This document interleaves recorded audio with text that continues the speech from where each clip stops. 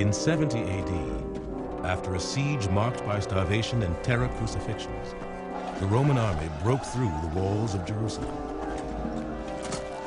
Not only did they kill thousands of Jews, they laid waste to the temple, the only place on earth, according to biblical law, where Jews could worship God. It was the death of the religion of priests and sacrifices, described by the Hebrew Bible. But it would not be the death of Judaism.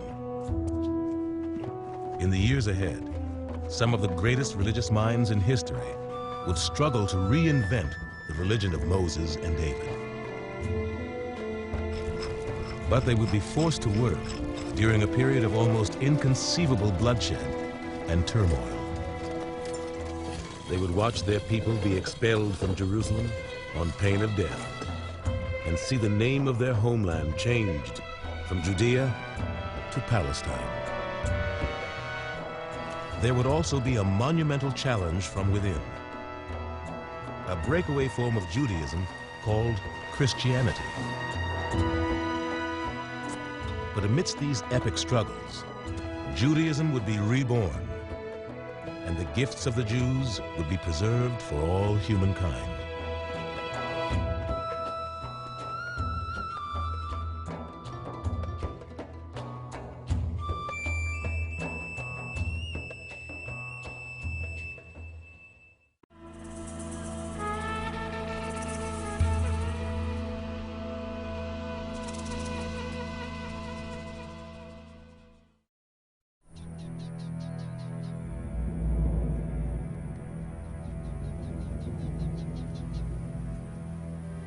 When the Romans laid waste to the temple, they destroyed far more than a building.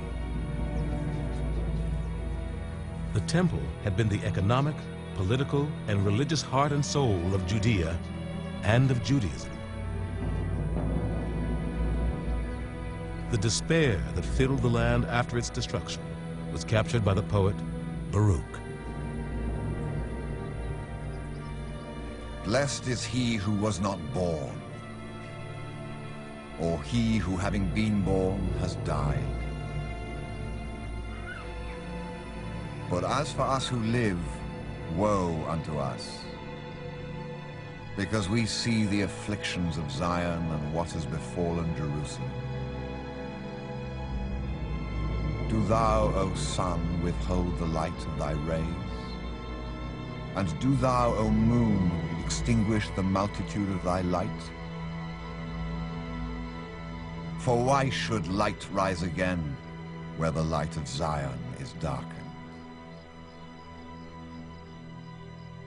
Jews looking at the destroyed temple must have felt terribly, terribly depressed that their entire ability to worship God, to connect with God, had just been so severely compromised.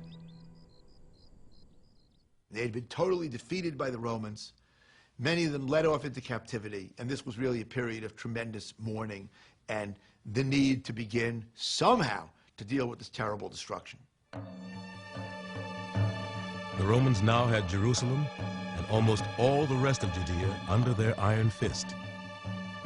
All except for one tiny plot of desert southeast of Jerusalem, on the shore of the Dead Sea.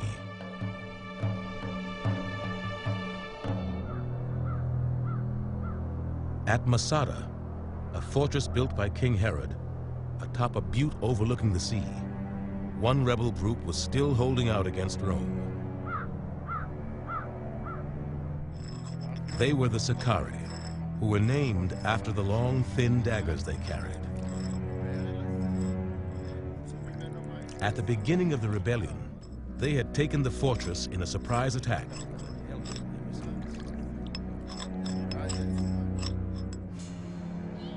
Herod had designed Masada so that a small force could hold it against an enormous army. The historian Josephus described the trail that was the only way to reach the top. This trail was called the Snake, as resembling that animal in its narrowness and its windings. There is also nothing but destruction in case your feet slip, for on each side there is a deep chasm. Because the snake was so narrow, a handful of Sicarii had for years been able to beat back every attack by Rome's legions.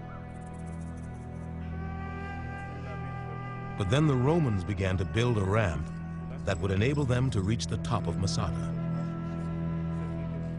For 2 years, the Romans built their ramp. And for 2 years, the Sicarii waited. On the day before the ramp was completed, the leader of the Sicarii, Eleazar ben Yair, told his men they faced an awful choice. If they surrendered, the Romans would crucify them as an example to the would-be rebels throughout their empire. Or they could die fighting and leave their wives and children to rape and slavery.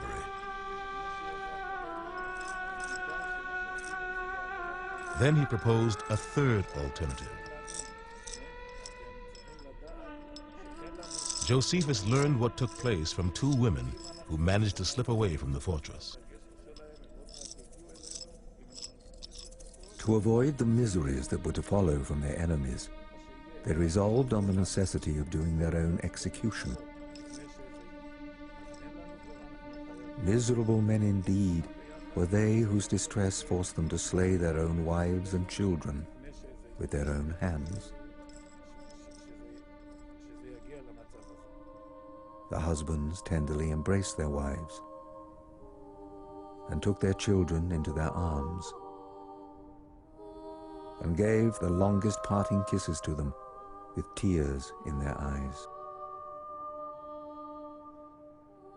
Yet at the same time, they did complete that which they had resolved on.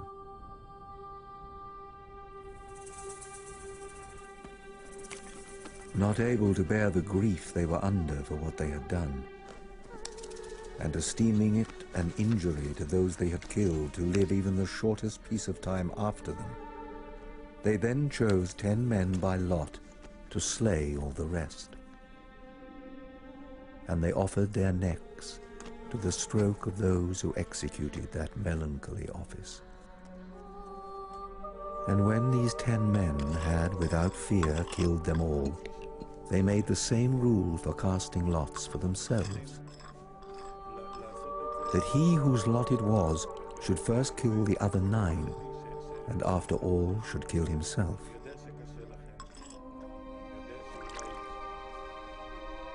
Now, for the Romans, they expected that they should be fought in the morning. But when they made their assault upon the fortress, they saw no enemy, but a terrible solitude on every side. It is here that that tradition of self-imposed martyrdom reaches its most poignant expression.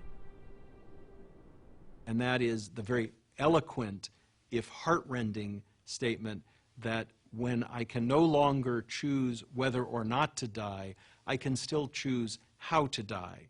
And that's what inspired the martyrs at Masada to take their own lives rather than to submit to slavery and death under Rome. In just a few years, most of the groups that had dominated Judea and Judaism for centuries had vanished. The Sicarii and their fellow rebels were all dead. The authors of the Dead Sea Scrolls, the Essenes, had also been butchered by the Romans. And with no temple, the priesthood had become meaningless.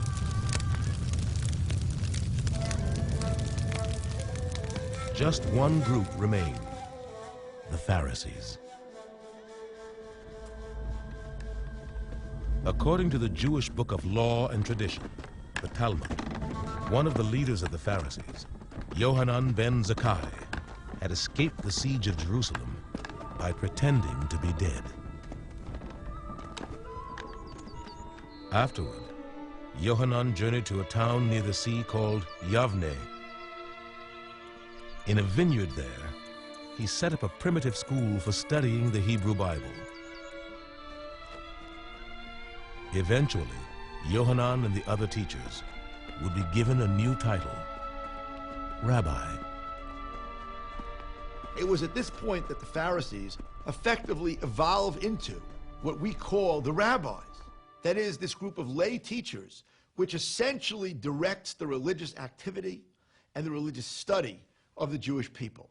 And this transition from priest to rabbi, one might say, in terms of the leadership of Jewish life, is one of those things that marks Judaism in the period after the temple. The Talmud says that Yohanan's greatest challenge in keeping Judaism alive was his fellow rabbis' despair over the loss of the temple. Woe unto us, Rabbi Joshua cried out, that the place where the iniquities of Israel were atoned for is laid waste. My son, Rabbi Yohanan said to him, be not grieved. We have another atonement as effective as this. And what is that? It is acts of loving kindness. For as it is written, I desire mercy and not sacrifice. According to this story, Rabbi Yochanan ben Zakkai says that now that the temple has been destroyed, it's in acts of loving kindness, in actions such as burying the dead, caring for the homeless, feeding the hungry. It is in those kinds of actions that the very same goals that are achieved in the temple, that were achieved in the temple, of relating to God, of being in God's presence, that's the way one's in God's presence, by seeing the presence of God in the needy person and reaching out and helping them.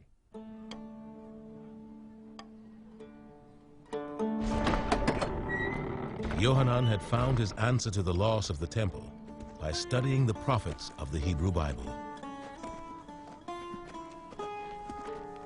He was following in an ancient tradition. For ever since the long-ago days of exile in Babylon, men eager to learn about God had been discussing the stories and laws of the Bible in meeting places called synagogues. With the temple gone, the rabbis began to rebuild Judaism around the study of the Bible in the synagogue. Here, they debated how biblical law could be applied to living an ethical and compassionate life. With the destruction of the temple, the synagogue is thrust into this tremendous vacuum, and it has to pick up the slack of lack of access to God through a temple process. And that's where the synagogue now really takes off. Through the medium of prayer, the synagogue will be everything that the temple had to be, but much more. In the temple, only the priests had been allowed to communicate with God through sacrifice. Now, in the synagogue, rabbis and common people alike talked to God through prayer, a previously little-used practice favored by the writers of the Book of Psalms.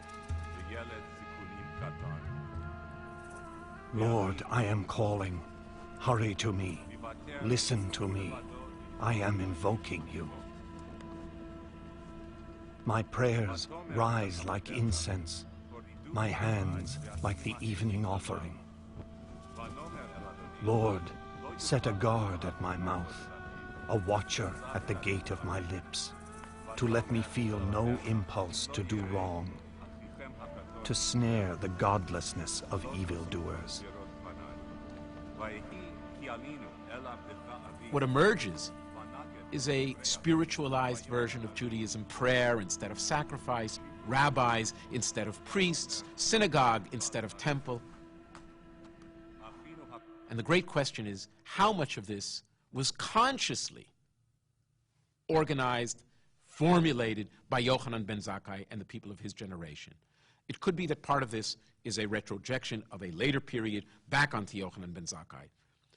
But I am convinced that Yochanan was aware of the dilemma of the post-temple period and very, very keenly try to set up alternatives without ever calling them alternatives. In other words, you have to project a sense of continuity while in practice and in fact you are innovating and setting up alternative lifestyles.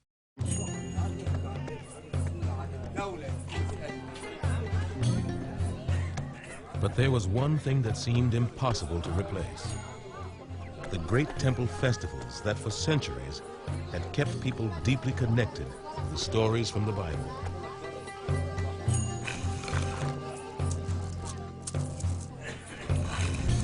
One of the most important festivals had been Passover, which commemorated Moses leading the Israelites out of slavery in Egypt.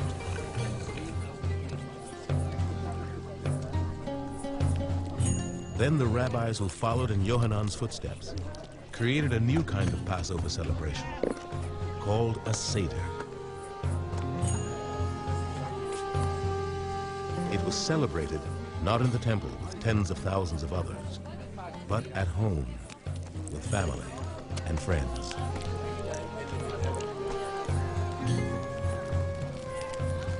Well, when the temple is gone, how do you observe Passover?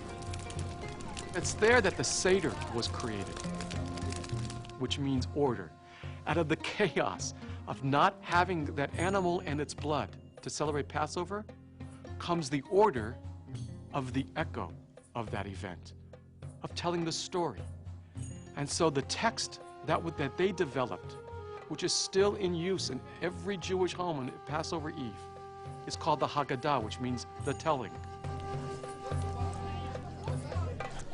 In order to tell the story of Passover, Jewish families used a lamb bone to represent the lamb whose blood their ancestors had painted on their doorposts in Egypt, so that the angel of death would pass over. And they used unleavened bread to represent the matzo the Israelites had eaten as they fled toward the promised land. At the table during the Seder, one of the adults read the story of the Jews' exodus from Egypt. Then everyone present ate the different Passover foods, each of which symbolized a part of the story. The great achievement of the sages of Yavne is that they understood that if you no longer had the fires of the altar in Jerusalem, what you had was the story. The temple was no longer. The physical sacrifice was no longer. But the story is eternal, and that's what we keep.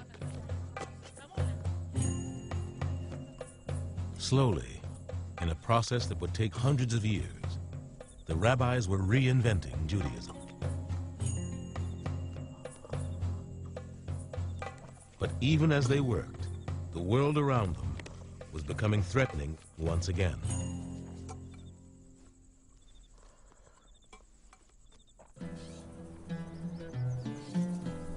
During the 60 years after the fall of the temple, the Romans and their Jewish subjects lived in an uneasy truce. Many Jews moved to the fertile area around the Sea of Galilee to try and rebuild their lives. But there were some for whom the rebuilding only brought on painful memories of the building they longed to reconstruct most, the temple. In 130 AD, anger at the Roman Emperor Hadrian for refusing to allow the rebuilding of the temple reached the boiling point. Rumors of a new revolt began to spread. Many Jews continued to consider Roman presence in the land of Israel to be illegitimate. This was the evil empire. It had no business being. Clearly, however, there must have been immediate stimuli to this war, and we're not sure what they were. According to the Roman historian Cassius Dio, it was Hadrian's attempt at building a pagan city in Jerusalem to be called Aelia Capitolina that threw, as it were, the Jews over the edge and into the abyss of military uprising. Another Roman source claims that it was an attempt by Hadrian to prohibit circumcision of Jewish children. We cannot know, but that would have been, at the very most, it would have been the final push into what must have been a popular resentment of Rome that needed some sort of stimulation.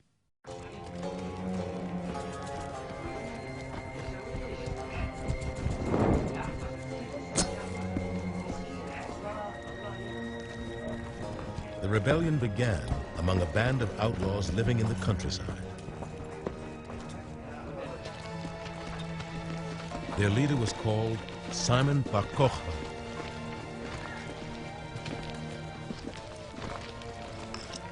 The Romans had long considered Bar Kokhba merely a thief. But to many of his fellow Jews, he was another in a long line of freedom fighters who had refused to accept Roman rule. Bar Kokhba was a Jew like the Zealots, like the defenders of Masada, who was willing to take up arms against Roman occupation and was willing to fight for Jewish sovereignty and, in fact, for a limited period of time, achieved sovereignty. We can hold in our hands the coinage that Bar Kokhba issued in his own kingdom, the last kingdom of Jewish sovereignty for another 2,000 years.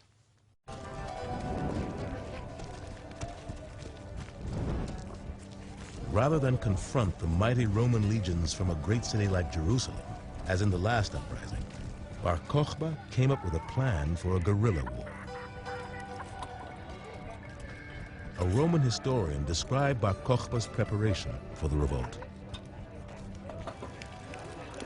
They occupied caves in the countryside and strengthened them in order that they might have places of refuge whenever they should be hard-pressed. And they pierced subterranean passages from above at intervals to let in air and light. As plans for a rebellion began to leak out, rumors raced through the region that Bar Kokhba was the messianic leader foretold in the Bible, who would lead the Jewish people to freedom.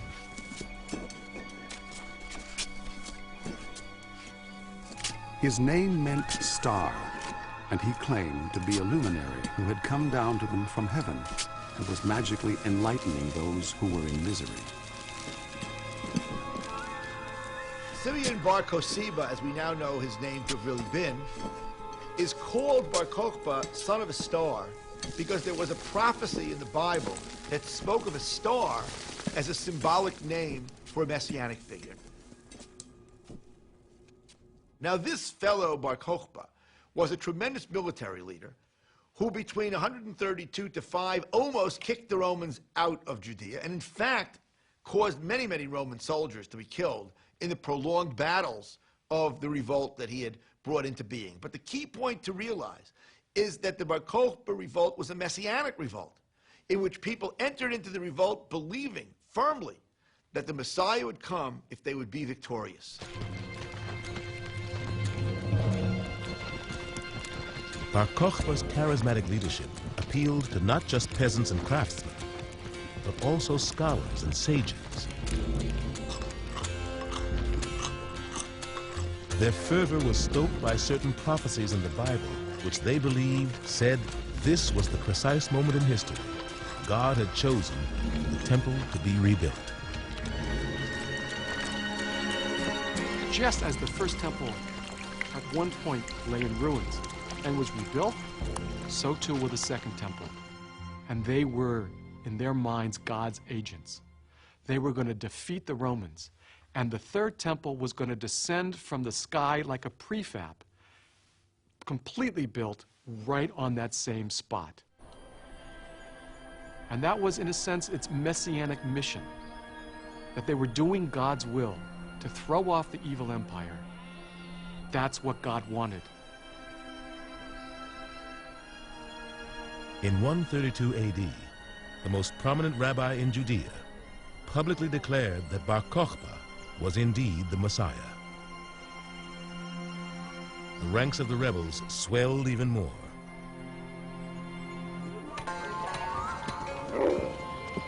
With hundreds of thousands now ready to follow him, Bar Kokhba nevertheless remained patient.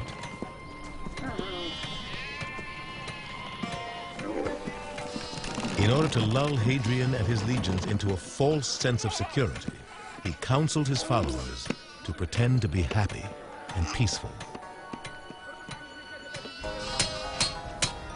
So long indeed as Hadrian was close by in Egypt, the Jews remained quiet. Except that they made the weapons which the Romans demanded of them as tribute of such poor quality that the Romans rejected them. By this ruse, they were able to have use of these weapons themselves.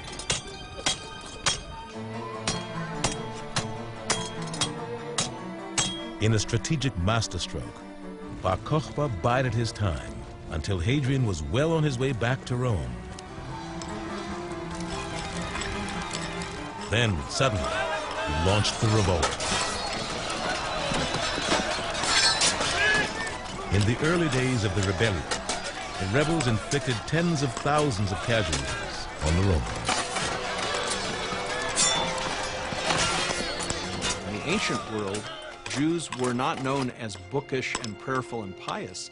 They were known as ruthless and ferocious fighters. They were highly prized as mercenary soldiers, and they showed in the uprising against Rome exactly how effective they were on the field of battle. The stunning success of the rebels forced the Romans to withdraw from the region. Bar Kokhba then declared Judea to be an independent kingdom.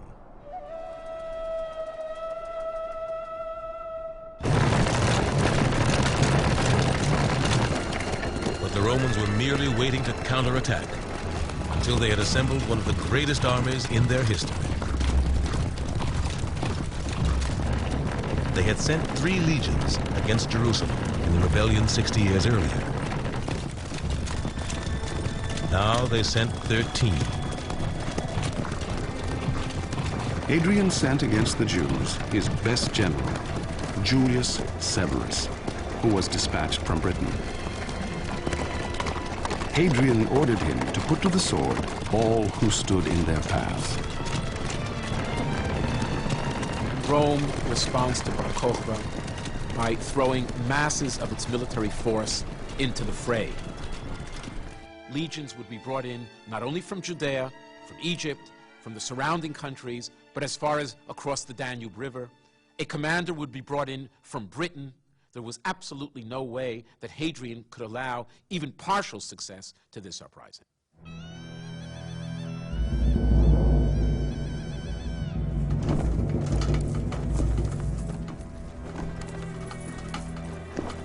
Severus did not venture to attack his opponents in the open, in view of their numbers and their desperation. Instead, he isolated them in small groups.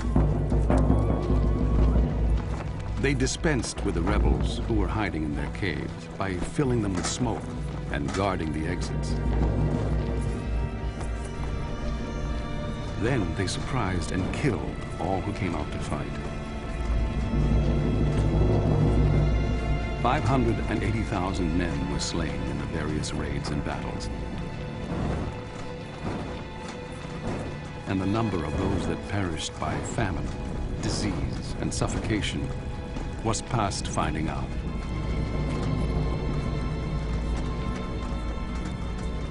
With the rebellion crushed, the people of Judea faced even worse retribution from the Romans than after the uprising 60 years earlier.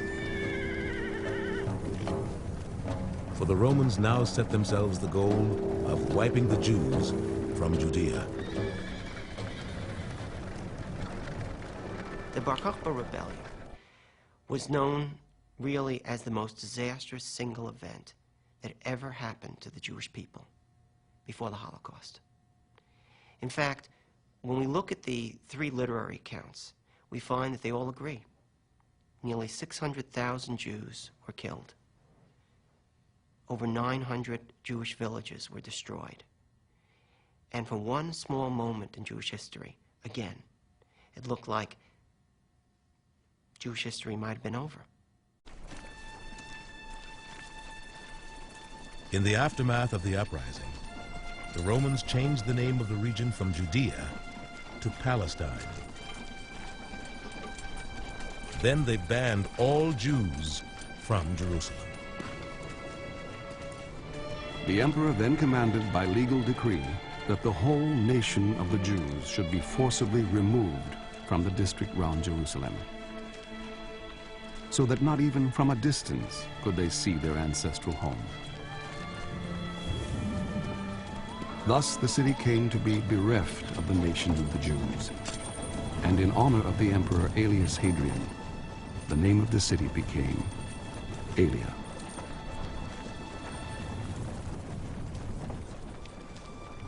The outcome of the Bar Kokhba revolt is a much more serious policy on the part of the Romans, prohibiting Jews from even going to Jerusalem, and they plow over the Temple Mount and build a temple to their gods on that spot, thereby showing you have no place here. We clearly are the winners. In the centuries that followed, whole villages of Jews began to leave Judea in search of a new life. They headed for the Jewish communities that had been flourishing for centuries in Babylon, in Greece, in Rome, and many other places.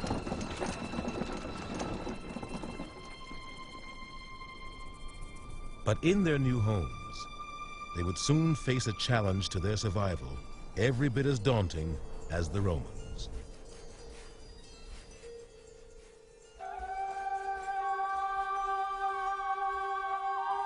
This threat would come not from outside, but from within, from a new kind of Judaism called Christianity.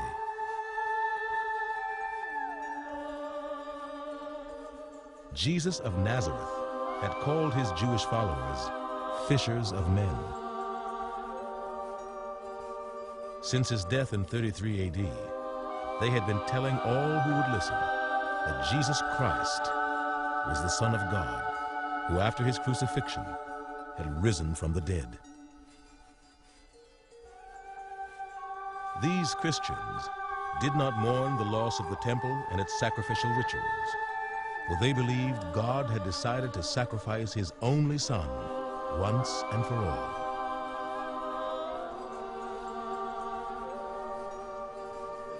The Christians preached to Jews and Gentiles alike, but their message that a Messiah had come to set the world right was at its heart a Jewish message. For centuries, Christianity was a type of Judaism. For example, in the Gospel of Matthew, one of the ones that's in the New Testament collection, that Jesus gives instructions to his followers on where they should stand when they pray in the synagogue, on how long their tzitziot, their prayer fringes should be, on what they should be like when they fast. I mean, it's all this Jewish stuff. And when you think of it, that makes sense, because Christianity is a Jewish movement. Like many other Jews, the Christians believed the Hebrew Bible was the Word of God, and therefore told the absolute truth. But unlike other Jews, they believed that its most important stories and prophecies foretold the coming of Jesus. Churchill once said that the Americans and the English are divided by a common language. In the same way, we could say that the early Christians are divided from other groups of Judaism by a common Bible. They're engaged in competition for the interpretation of this sacred scripture.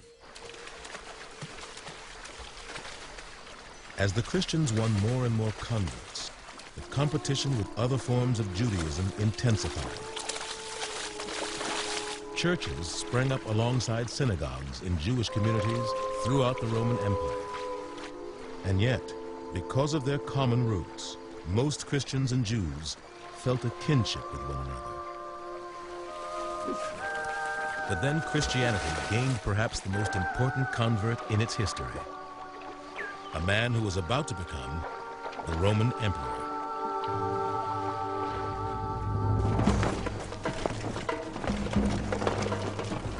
In 320 AD, an army marched to war for the first time beneath a Christian cross. The Roman Empire was in the middle of a civil war between two generals over who would be the next emperor. According to an historian from the time, one of the generals, named Constantine, was inspired by a vision to send his legions into battle carrying a cross. A most marvelous sign had appeared to him. He saw with his own eyes a cross of light in the heavens, bearing the inscription, "Conquer by this." With the cross at their head, Constantine's troops were victorious. The story of the Battle of the Cross was spread far and wide throughout the empire to win support for Constantine from the rapidly growing Christian movement. There's nothing like a voice from heaven to clarify ambiguity. And in the confusing political situation Constantine finds himself in, he and the bishops who are working with him clear up some of the political ambiguity by beginning to talk about voices from heaven or signs from heaven, which at crucial moments in Constantine's political career have indicated who heaven wants to be emperor.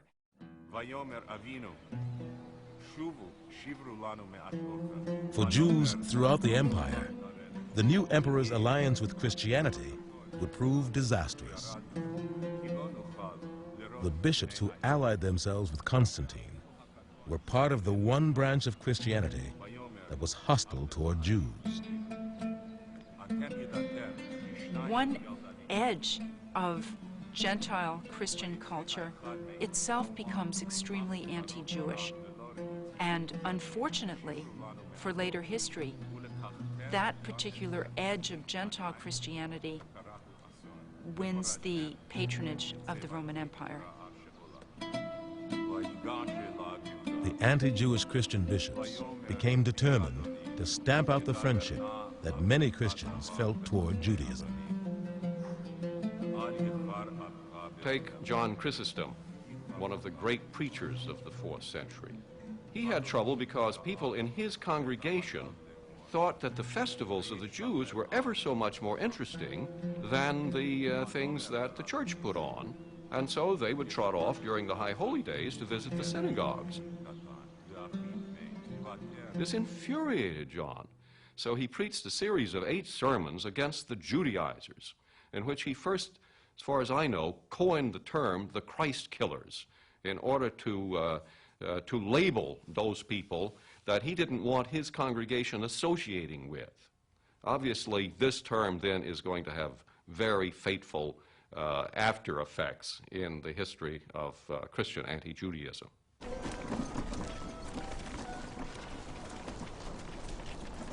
In the centuries ahead, this new prejudice of Christians toward Jews would lead to anti-Jewish laws, violent attacks, and mass evictions.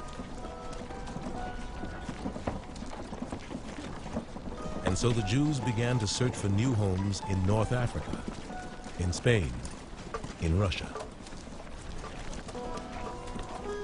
But as the Jews became further and further spread out from one another, Judaism was threatened with disintegration. The laws that now governed how a Jew should live, from rituals to social relationships, had never been written down. They existed only in an oral tradition passed from one generation to the next.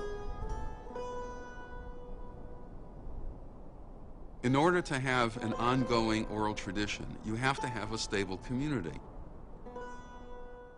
How did you know that you needed a driver's license when you were 16 years old? It's not because you read it in the particular state code of your state. It's because somebody told you that you needed a driver's license when you were 16 years old. But that kind of oral tradition requires a stable community. And if the community is disintegrating, as the Jewish community was in Judea from the Bar Kokhba revolt in 135 until the end of the 2nd century, there was a very strongly felt need for editing that oral tradition so that it might be preserved.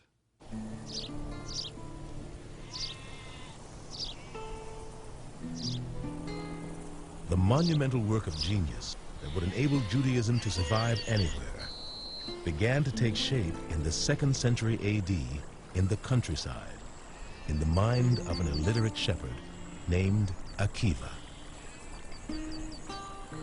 As Akiva spent day after day observing the natural world around him, questions began to flood into his mind about where it had all come from and what it all meant.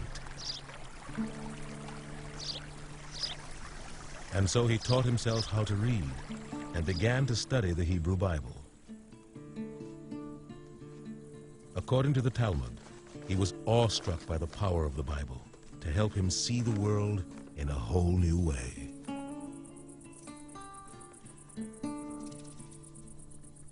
Akiva noticed how the stone at a well had been hollowed out by drippings from the buckets. He thought, if these drippings can penetrate this solid stone, how much more can the study of the Word of God penetrate the human heart? Akiva was a simple shepherd, illiterate, didn't know an aleph from a bet, an A from a B. At the age of 40, discovered that he needed to learn Torah. And so he began to study with 5-year-olds. And he learned Aleph, Bet, Gimel, Daled, and he learned the entire alphabet. Then he learned the book of Leviticus, and then the entire Torah. And in a few short years, this illiterate shepherd became the leading sage of his age. Akiva learned that in addition to the Bible, there existed a vast collection of oral traditions passed down to scholars like Hillel and Yohanan ben Zakkai, and passed on by them to Akiva's generation. These teachings about justice, mercy, and how to make them real in one's own life comprise the greatest of all the treasures of the Jews. But because these teachings had been handed down only by word of mouth, they were so disorganized that they were in danger of being lost entirely.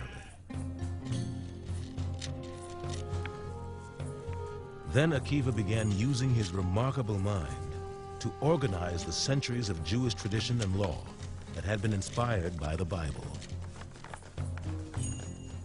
Akiva, we are told, may have been the first rabbi to take this enormous mass of oral tradition that had accrued over hundreds and hundreds of years and to systematize it, to create some sort of a thematic structure to this material. We are actually told that Akiva is like a person going to the marketplace and buying these vegetables and those fruits, putting everything in his basket, and then coming home and sorting everything out. And similarly, we are told Akiva sorted out oral tradition.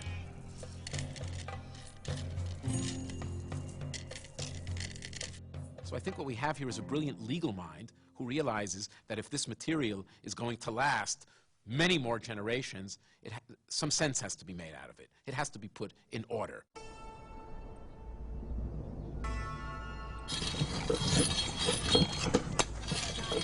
But Akiva lived during difficult times, when Rome and the Jews were battling over the rebuilding of the temple.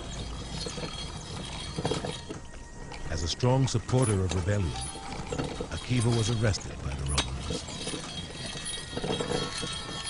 According to the Talmud, the Romans then condemned Akiva to death. But not just any death. Aware of his fame as the greatest of all sages, they decided to make an example of Akiva to all who would rebel against Rome. They sentenced him to be flayed alive. As Akiva was given into the hands of the executioner, it was just the time to recite the evening prayer. Though suffering agonies, Akiva recited his prayers calmly, full of devotion. And when he was asked whether he was a sorcerer, since he appeared to feel no pain, Akiva replied, "I am no sorcerer, but I rejoice at the opportunity now given to me to love my God with all my life, seeing that I have hitherto been able to love him only with all my means and with all my might." And with that word, he died.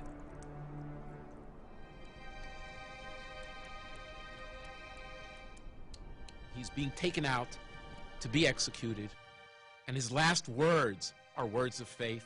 Hear, O Israel, the Lord our God, the Lord is one, and one should love God with all his heart and all his soul.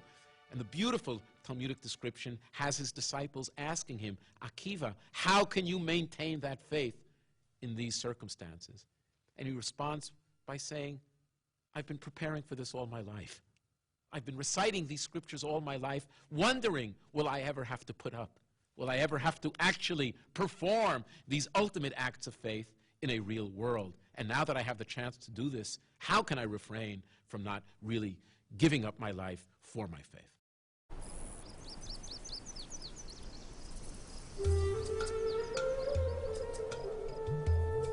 Akiva was dead. But the work he had done to make the teachings of the Jews accessible to anyone, anywhere, lived on. Beginning in the 4th century AD, Akiva's heirs made his work the basis for an ongoing collection of law and tradition called the Talmud. It contained the teachings of scholars down through the ages on how Jews should practice Judaism.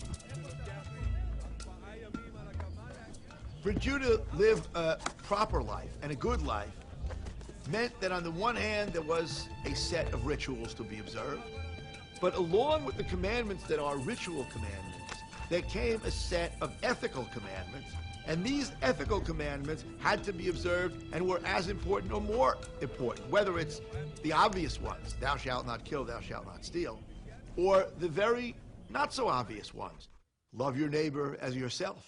Probably the hardest one to do that most of us never really attain.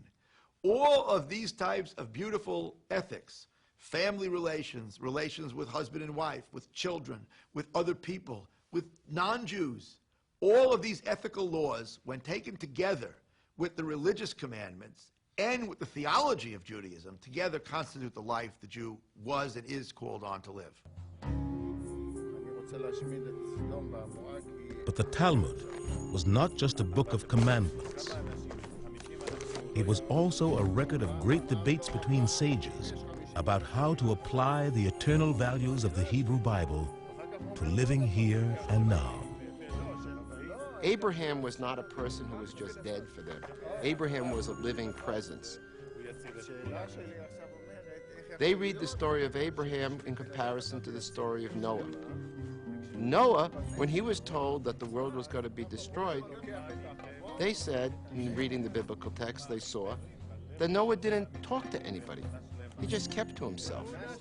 But Abraham, when he heard that Sodom was going to be destroyed, Abraham went out and argues with God and wants to know, will you do this if there are really 50 people who are righteous there, or 40 people? And from their way of looking at things, these provided, Noah and Abraham, provided two different models of how to live as a human being. Do you just hear a message and keep it to yourself? Or if you hear a message, if it doesn't make sense, do you have the willingness to ask for a clarification or say, that doesn't make sense?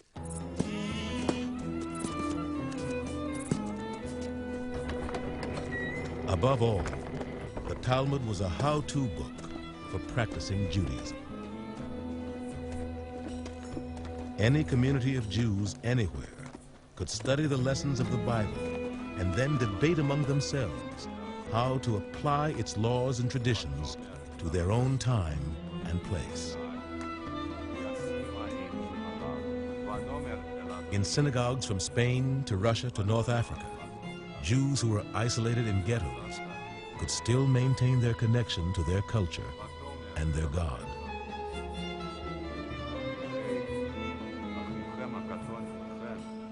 For instance, a community in Spain, which already existed in late Roman times. On the one hand, isolated, hundreds and hundreds of miles removed both from the land of Israel and from the other center of rabbinic knowledge, Babylonia. But slowly, this Talmudic material, in book fashion, as it were, makes its way to Spain. And these Jews can now plug in to this culture. They can plug into this tradition. They can interpret it. They can use what is applicable to their own lifestyles. So in many ways, it's a mobile tradition. The Talmud would become, in many ways, the mobile tradition that reaches all corners of the Jewish world. Nobody now is isolated from the focal point of Jewish religious activity. You have the Talmud, you can study it, you can elaborate, you can interpret, you can ask others what it means. The Talmud now would be the walking Bible and this living Bible for Jews throughout the world.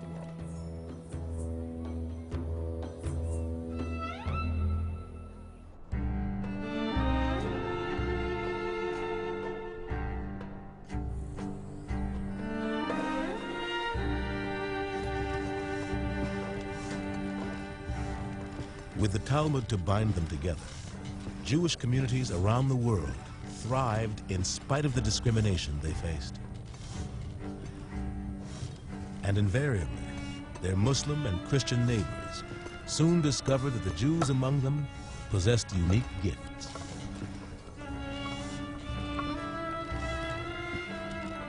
One of the skills Jews introduced to country after country was glassblowing.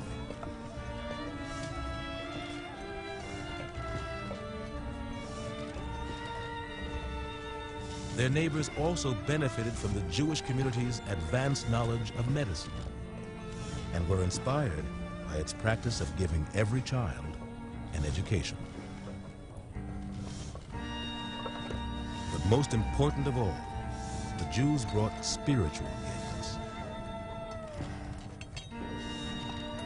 Among the many contributions that the Jewish people have made to world civilization is this idea that what God demands of ordinary human beings is not merely the observance of a ritual or the holding of a particular belief or credo. It's simply a fierce pursuit of justice. Moses says, "Justice, justice shalt thou pursue." That's one of the credos of the Bible and of rabbinical Judaism, and it is one of the moral gifts of the Jews to posterity.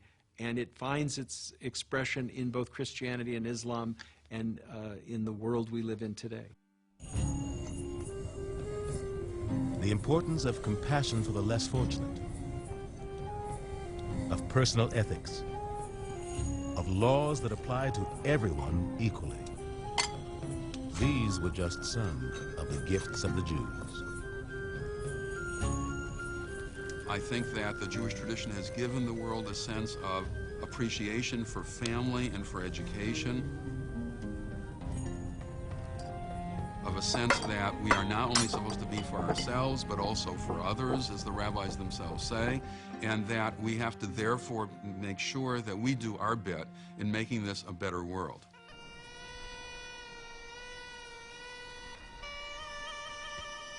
These eternal truths, communicated first through the stories of the Hebrew Bible, had become the unshakable foundation of Judaism. A tiny, insignificant people, seemingly destined to be destroyed by the Assyrians, the Babylonians, the Egyptians, the Greeks, and the Romans, had instead survived and flourished. Not through the power of their weapons, like other great empires, but through the power of their beliefs and their ideas. And in the end, they would have as much impact on who we are and what we believe as any empire in history.